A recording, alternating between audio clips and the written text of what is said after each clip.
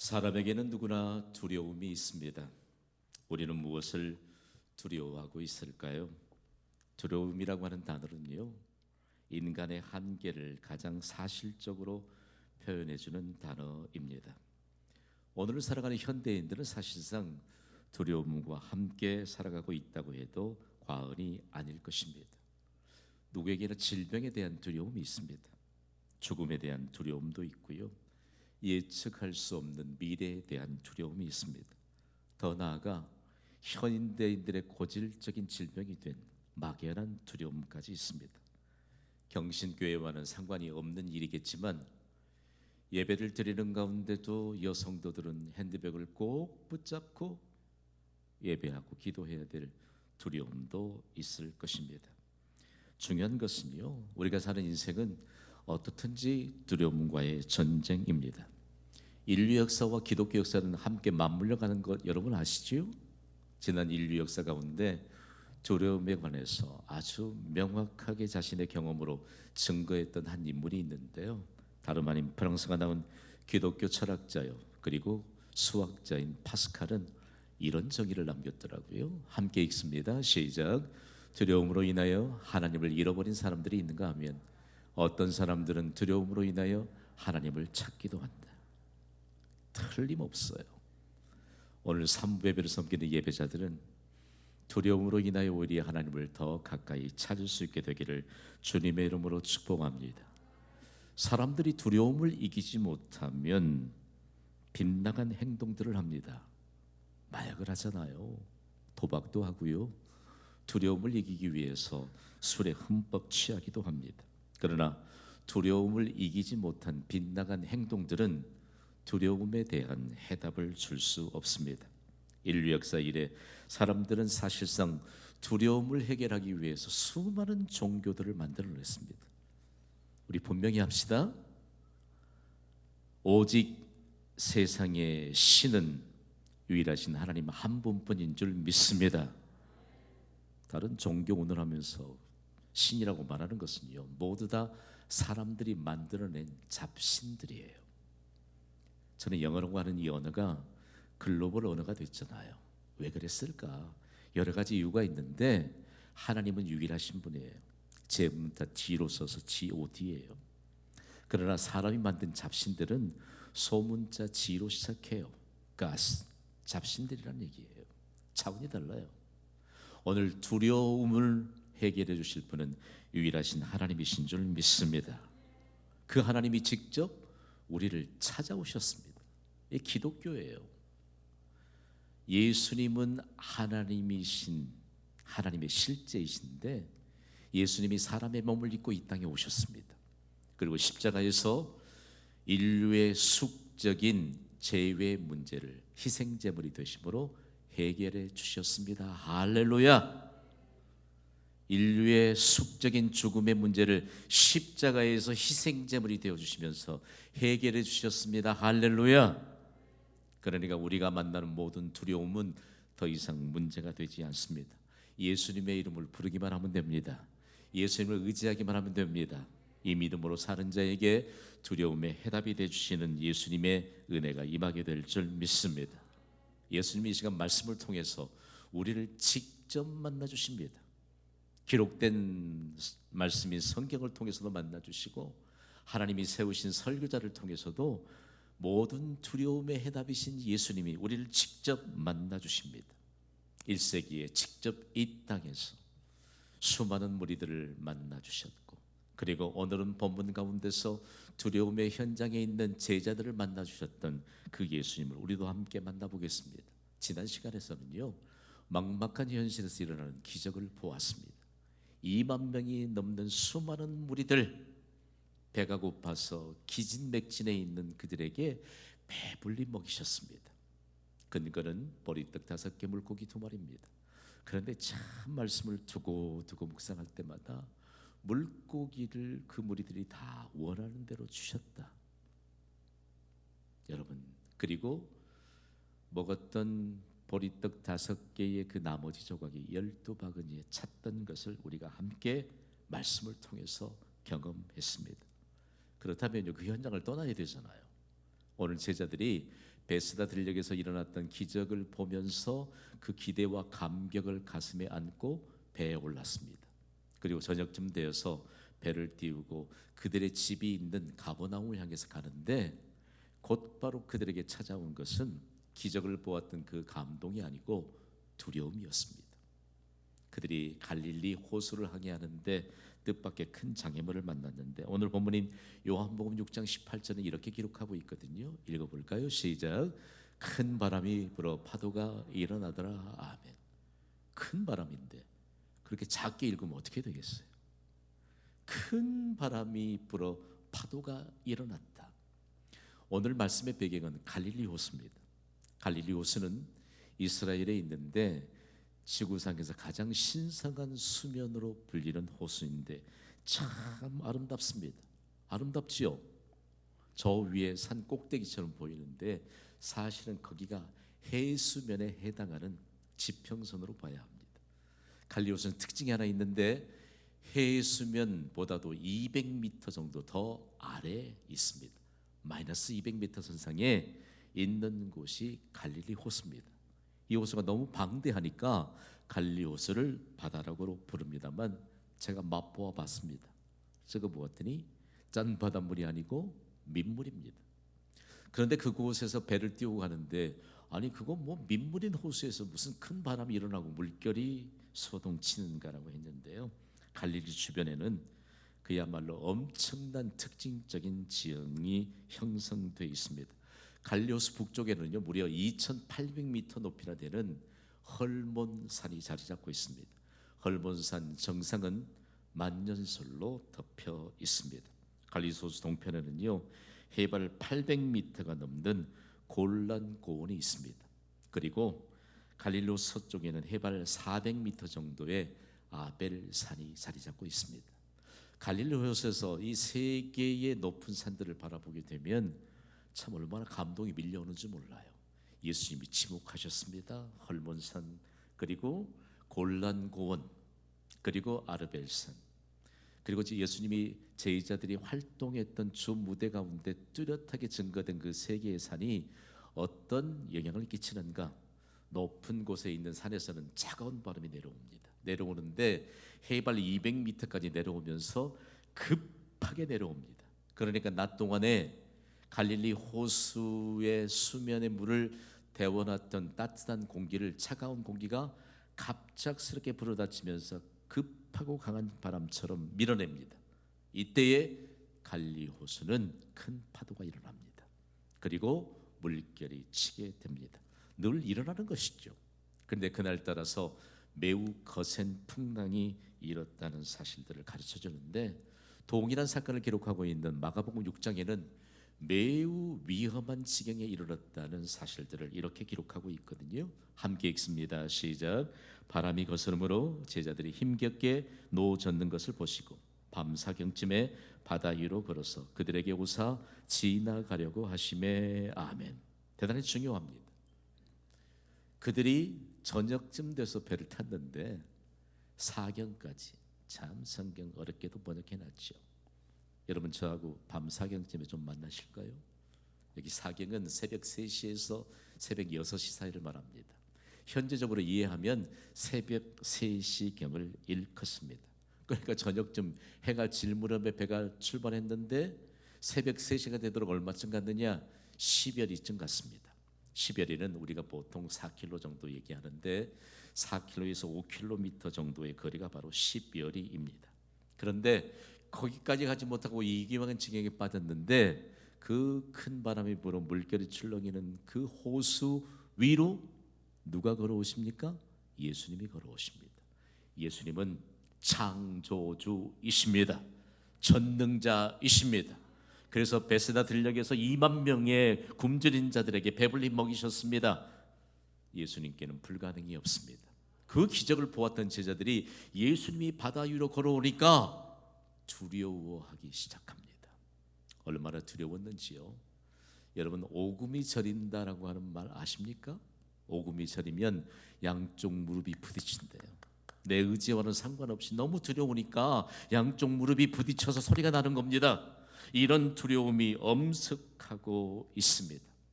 제자들은 예수님이 전능자이신 것을 보았음에도 불구하고 그런 바다 위, 호수 위를 걸어오는 예수님을 보고 두려움에 가득 차 있습니다. 저는 한 번도 물 위를 걸어 다니는 사람을 보지를 못했습니다. 예수님 외에 걸을 사람이 없지요. 그런데 구약 시대에는요, 이것이 얼마나 귀한 믿음으로 우리에게 믿음의 교훈이 됐는지 몰라요. 구약 시대에 등장하는 욥이라고 하는 사람은 지금까지 욥이 가졌던 그 재산을 계산해도 욥을 따를 부자가 없을 만큼 부자래요. 그런데 하나님이 사단과 함께 대화하시도록 욥의 믿음을 시험해 보라고 사단에게 허락하시잖아요. 일순간에 그 많던 재산 다 잃어버렸습니다. 가족 다 잃어버렸습니다. 그리고 그 건강하던 몸도 온몸이 병들고 종기가 돋아서 너무너무 가렵고 힘드니까 깨진 기와 조각을 들고 제 위에 앉아서 긋고 있습니다. 이런 고난을 당하면서도 욥은 하나님께 입술로 범죄하지 않았습니다. 그는 그 어떤 상황에서도 하나님을 배반하지도 않았습니다. 왜요? 욥에게는 이런 믿음의 고백이 있었더라고요. 욥기 9장 8절을 우리 함께 읽습니다. 시작. 그가 홀로 하늘을 펴시며 바다 물결을 밟으시며. 아멘. 오늘 3배배 예배자들 가운데 아무리 어려운 고난이 있다 할지라도 하나님은 그 고난을 능히 해결해 주실 전능자이심을 믿으시기 바랍니다. 욥이 이 믿음으로 고난을 이겨냈잖아요. 그랬더니 욥에게 이전 재산보다 갑절이나 더해 주셨고, 상상이 안 가요? 잃어버렸던 열자녀 다 주셨고, 영화로운 하나님의 역사하심, 그리고 욥의 이력서를 정리하면서 하나님이 욥의 모년의 복을 더하셨더라. 여러분 건강하게 장수하시기를 주님의 이름으로 축복합니다. 우리의 모년 연세가 들어서 정말 존경받을 만한 그런 연륜이 되면 욥처럼 믿음을 가지시길 바랍니다. 하나님은 하늘을 펴세요. 하나님은 바다 물결을 밟으십니다. 그 하나님의 실제이신 예수님이 지금 두려워하고 있는 제자들이 타고 있는 그 배 가까이 지금 걸어오십니다. 우리가 지금 두려워하고 있는 그 실제는 무엇일까요? 두려움의 현장으로 예수님이 우리를 만나기 위해 오시는 모습을 보여주고 있잖아요. 그때 예수님이 직접 이렇게 말씀하세요. 너무 감동적이죠. 요한복음 6장 20절입니다. 함께 읽습니다. 시작. 이르시되 내니 두려워하지 말라 하신대. 아멘. 우리말의 성경엔 내니 나다도 아니고, 여러분 신약 성경의 원문은 헬라어입니다. 신약 성경의 원문인 헬라어가 온 이방의 복음을 전하면서 예수 그리스도의 존재를 나타내 주시는 여러 개의 표현이 있는데, 그 가운데 하나가 예수님이 직접 말씀하신 것을 헬라어 은역으로 하면 에고 에이미입니다. 고급 헬라어 한번 해봅시다. 내가 내니 하면 여러분은 에고 에이미라고 말씀하세요. 내니 에고 에이미. 영어라고 하는 비동사에 울고 비동사에 웃어요. 영어를 우습게 봤다가 비동사 앞에서 다 넘어집니다. 그러나 결말을 보는 때가 와요. 존재죠. 예수님이 하나님이신데 나는 무엇이다. 이것이 헬라어로 에고 에임인데, 사실상 예수님은 헬라어에도 계속적으로, 그리고 요한복음에도 이렇게 말씀하셨잖아요. 나는 생명의 떡이다. 여러분, 내가 어느 날 군중들이 있는 곳에서 나는 생명의 떡이다라고 말할 수 있습니까? 없습니다. 생명의 떡은 오직 예수님 한 분뿐인 줄 믿습니다. 에고 에이미, 나는 이러이러한 존재다. 하나님이 오직 우리의 생명의 떡이 되주시는 것을 예수님이 말씀하셨어요. 예수님은 나는 부활이요 생명이라고 말씀하셨습니다. 우리의 부활을 위해서 예수님은 부활하셨습니다. 예수님의 생명은 하나님의 생명입니다. 그러므로 영원한 생명입니다. 그분은 내 안에 계십니다. 누가 에고 에이미 하나님의 존재를 말씀할 수 있겠습니까? 에고 에이미를 좀 더 자세하게 좀 해석하자면요, 에고 에이미는 예수 그리스도의 신성, 즉 예수 그리스도의 하나님 되심을 나타내는 자기 계시의 말씀입니다. 하나님이 나를 나라고 말씀하지 뭐라고 말씀하겠어요, 그죠? 그러면서 하나님 자신을 나타내는 말씀이 바로 에고 에이미입니다. 그런데 이 말씀은요, 유대인들은 이미 구약 시대를 통해서 말씀하신 에고 에이미, 내다, 내니라고 하는 말씀이 무슨 말씀인 줄 알았습니다. 하나님 이스라엘 백성들이 430년 동안 애굽에서 압제를 당했잖아요. 그때 모세를 지도자로 세우시고 애굽의 통치하는 바로에게 보냅니다. 그러면서 모세를 보내는 사람이 누구라고 말해야 되죠? 하나님 이렇게 물으니까 하나님 그때 이렇게 말씀하셨어요. 함께 읽어볼까요? 시작. 하나님이 모세에게 이르시되 나는 스스로 있는 자이니라. 아멘. 제가 좀 쉽게 번역해 볼까요? 여기 스스로 있는 자라고 하는 뜻이 영어 번역으로는 I am who I am 했는데 가장 중요한 번역입니다. I am who I am 또는 I am that I am, 나는 나다는 것입니다. 하나님이 나는 나라고 해라, 이 하나님이 바로 여호와니라 라고 말씀하시면서 영원 전부터 계신 그 하나님이 영원까지 계신다. I am that I am. 뭐 하나님이 자신에 대해서 자신이 창조하셨고 세상 모든 만물의 주인 되시기 때문에 세상 제일 강대국인 애굽의 통치자인 바로 앞에 가서도 그렇게 말하는 것입니다. 놀라운 것은요, 여러분, 예수님이 갈릴리 호수에서 두려움의 현장에 있던 제자들에게 나는 나다고 말씀하셨고, 히브리서 기자는 이 예수님의 말씀을 너무 영광스럽게 히브리서 13장 8절에 기록하고 있습니다. 함께 읽습니다. 시작.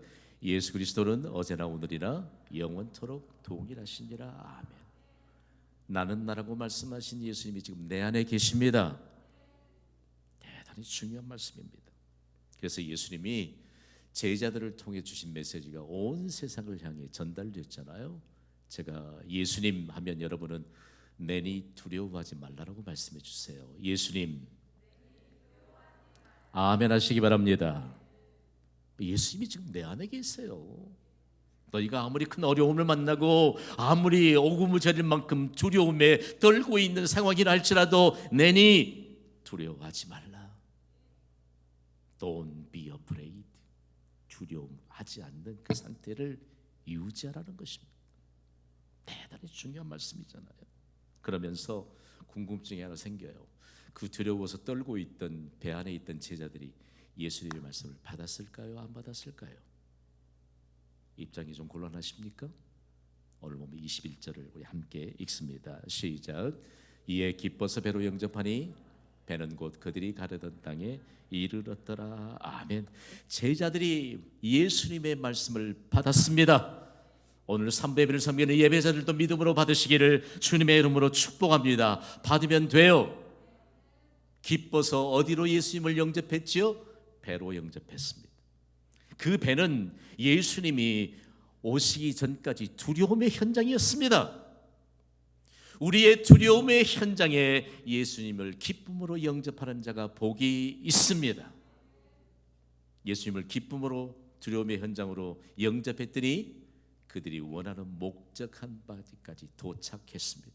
몇 시간을 걸려도 4km에서 5km 정도까지 가지 못했던 자들이 이제는 순풍의 돛을 단 것처럼 가버나움까지 도착했습니다.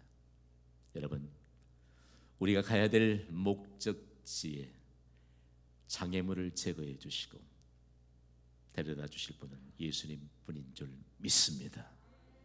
구약 성경은 사실상 이 내용을 그대로 기록하고 있는 것입니다. 제자들을 통해서 얼마나 중요한 메시지가 온 세상에 선포되는지 몰라요. 제가 제자들 하면 여러분은 아랫줄을 힘있게 선포해 주세요. 제자들, 두려움의 현장에 예수님을 기쁨으로 영접하라. 아멘. 중요합니다. 우리의 마음 하나도 추스지지 못하는 이 시대를 살아가고 있다고요. 이 시대를 살아가고 있어요. 여러분, 사람이 얼마나 연약한 존재인지 아시죠? 물속에서는 사람이 꼴찌예요. 꼴찌. 제 말이 틀렸습니까? 물속에서는 물고기가 제일이죠. 제일. 물속에서 꼴찌인 사람들이 그 수영 좀 잘한다고 금메달도 걸어주고 그래요. 생각해봐요. 여러분, 이 땅에 사는 동안 두려움의 현장에 기쁨으로 예수님을 영접하는 자가 믿음의 금메달을 목에 걸고 영광스러운 축복의 무대에 서게 될 줄 믿습니다. 그래서 오늘 우리는요, 제자들이 이 온 세상에 선포된 이 말씀을 받고 결론적인 메시지를 받습니다. 다 함께 선포합니다. 시작. 예수님은 두려움에 대한 해답이십니다. 저는요, 지난 한 주간 동안 어떻든지 두려움에 관한 책들을 좀 탐독하자, 여러 책들을 탐독하는데 말씀을 먼저 받았던 유대인들의 정황들을 읽다가 저는 가끔씩 커피 한 잔을 옆에 두고 탈무드를 즐겨 읽습니다. 그런데요, 탈무드에 민족적인 깨우침에 관한 내용들을 기록하고 있더라고요. 그 내용이 너무 우리가 놓치기 쉬운 내용들이에요. 세상에는 비록 약한 존재이지만 강한 존재를 두렵게 하는 것들이 있다. 모기는 사자에게 두려움을 주고, 거머리는 물소에게 두려움을 주고, 파리는 전갈에게 두려움을 주고, 거미는 매에게 두려움을 준다. 한번 생각해봐요. 생각지도 못할 일 아니에요. 그들이 이와 같은 내용으로 민족적인 깨우침을 대대로 내려준 것은 그들은 결단코 두려움의 해답이신 하나님에 관한 약속의 말씀을 붙잡고 있었기 때문에 그들은 결코 두려워하지 않습니다. 그들은 지금도 세상 중심에서 경제권을 쥐어잡고 있습니다. 그러면서 민족적으로 가진 자긍심이 뭐냐? 우리는 두려워하는 존재로 사는 것이 아니요, 모든 이들에게 두려움을 주는 존재로 살아야 된다라고 하는 이와 같은 강력한 높은 그들의 자존감이 배어 있습니다. 도대체 이것이 어디로부터 왔을까? 이스라엘의 솔로몬 왕이 통치하던 때 전무후무한 국가적인 복이 임하였잖아요. 그때의 솔로몬이 민족적으로 깨우쳐주는 교훈을 잠언 10장 24절에 이렇게 기록했습니다. 함께 읽어보시죠. 시작. 악인에게는 그의 두려워하는 것이 막으니와 의인은 그 원하는 것이 이루어지느니라. 아멘. 솔로몬에게 어떻게 이런 깨우침이 있고 민족적인 복이 임하였을까? 악인은 하나님을 향한 예배를 잃어버린 자들입니다. 의인은 하나님을 향한 예배를 소유한 자들입니다. 예배는 뭘까? 예배는 복 주시는 하나님의 기준을 만족시키는 가장 중요한 방편입니다. 오늘 3부 예배가 하나님의 기준을 만족시킴으로 우리에게 원하는 것이 이루어지는 놀라운 은혜의 근거가 될 줄 믿습니다. 솔로몬이 어떻게 이런 복을 받았지? 솔로몬의 아버지는 다윗 왕인데 다윗 왕은 성전을 그렇게 건축하고 싶지만 백성들과 함께 성전을 지을 건축을 준비했는데 차고 넘쳤습니다. 솔로몬은 성전을 준비 위해 성전을 지을 뿐이었습니다. 그런데 성전을 짓고 나니까 솔로몬의 마음에 믿음의 열정이 생긴 것입니다. 예배의 열정이. 예루살렘에 왕궁이 있고 예루살렘에 솔로몬 성전이 있는데 하나님 앞에 1,000마리의 최대의 예물을 드리고 싶습니다. 문제가 무엇인가? 한꺼번에 1,000마리의 번제를 정결하게 씻어서 하나님 앞에 올려드릴 제단이 예루살렘에 없습니다.